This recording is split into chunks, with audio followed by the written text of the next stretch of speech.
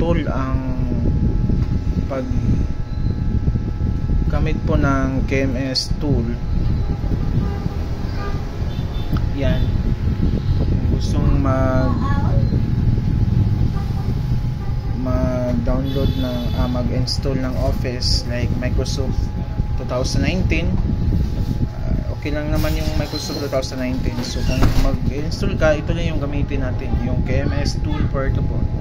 So open lang natin, extract lang natin yung files. Yan, tapos okay, may password po. Ang yung password ay napakasimple lang naman, 1, 2, 3, 4. Yan lang naman po yung password, 1, 2, 3, 4. Yan, tapos okay. Then we have here the folder of KMS tool portable. So click lang natin, then yan, run lang din po natin, tapos yes. Yan, so mag-i-install muna tayo ng Office 2019 po yung i-install natin. 2019 magra-run po yan. Yan, kikita niyo yan. Kunin lang po natin yung publisher, Note, Outlook, Access, Sky, Drive, Business. Yan, hindi naman yan mga kailangan eh. Hindi naman masyadong kailangan yan. So, install lang po natin para mas madali.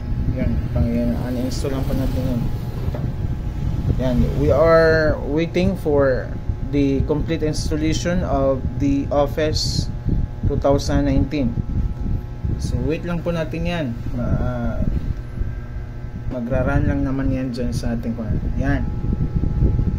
Pag natapos yan lahat dyan, complete na po yung installation.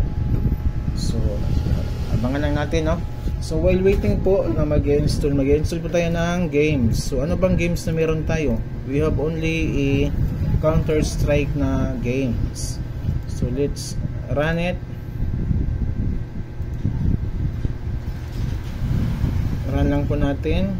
Yan, click.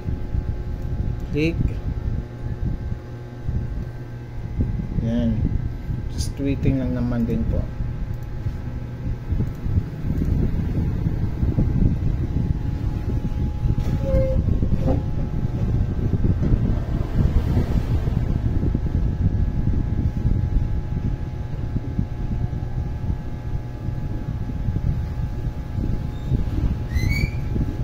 Balikan natin yan mga ka-idol, mga ka-idol, no, para matapos lang naman yan. Medyo mahaba-haba din po naman. So ito na mga ka-idol, no, continue na po natin. So tapos na po yung installation natin. So finish na po. Yan po. Hindi po yan pala. Nag-install tayo ng games. So we are all set on our Microsoft Office. So close lang po natin. Yan, ay huwag kayong malito sa ganyan kasi nag-install din naman ako ng games. Kaya may nakalagay na ganyan. So yan mga ka-idol, natapos na yung installation natin sa Microsoft Office. Tingnan natin, mag-search tayo ng Word. Yan, may lumabas na mga ka-idol.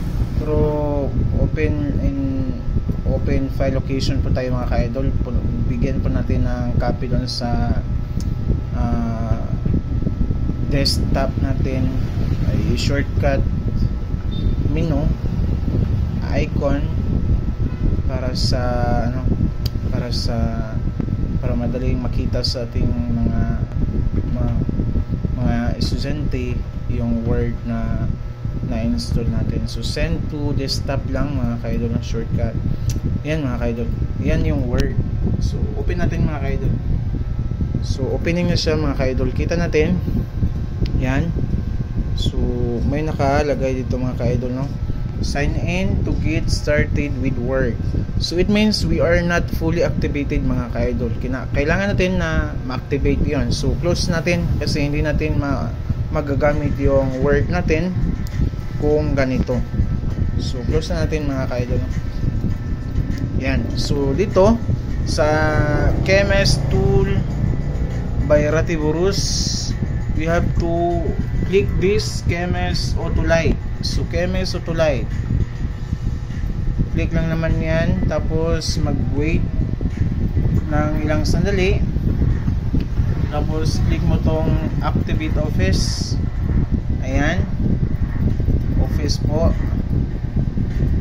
Ayan, so may mga nagbe-breakdown, processing successfully, so installed successfully. Wait mo lang yan hanggang sa umabot ka dun sa dulo.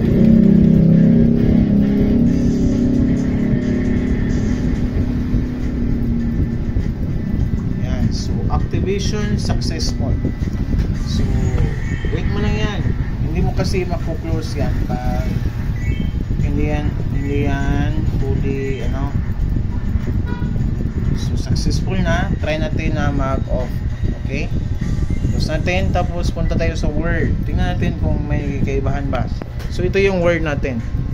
So don't trust your file safety, get genuine office. So it means pinipilit tayo ng mga Microsoft assistant na magkuha tayo ng genuine na license, pero kung wala tayong pambili, goods na din naman to. So yan, so may nakalagay dito get genuine office, but if wala pa tayong pera, okay lang naman. Pag wala, hindi natin ipo-force yung self natin na bumili ng license.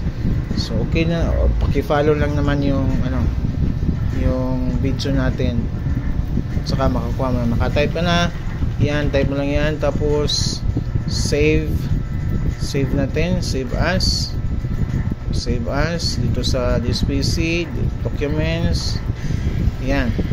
So nagsisave as. So okay na okay yung mga ka-idol, no?